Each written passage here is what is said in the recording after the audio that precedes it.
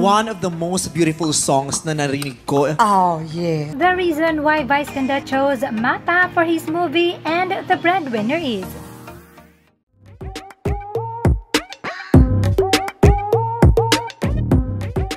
di na nakapagtataka na Vice Ganda would choose SB19's Mapa for his upcoming drama comedy movie because for him, it's one of the most beautiful songs. Here's an old video of Vice Ganda's reaction to Mapa when a contestant sang it on Tawag ng Tanghalan in 2021.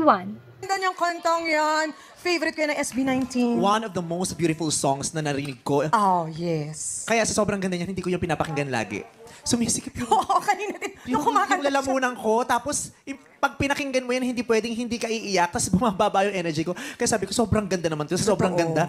Nanghihina ako. Kaya hindi ko siya laging pinapakinggan. Sobrang ganda ng song na pinili mo. Opo.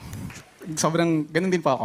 Nung una ko po siya napakinggan, naiiyak ako sa kanta. Buti nakanta mo. Ang hirap kasi kantahin yan. Oo. Kasi laging pag may special show ako, kahit sa concert ko, laging nakasama sa lineup yan. Sabi ko, hindi ko yan matatapos. Iiyak ako dyan. Nakakaiyak Kaya ka hindi ko yan makakanta. Mas gusto kong pakinggan minsan. Pero pag ang hirap kantahin kasi 'di ba yung tusok na tusok,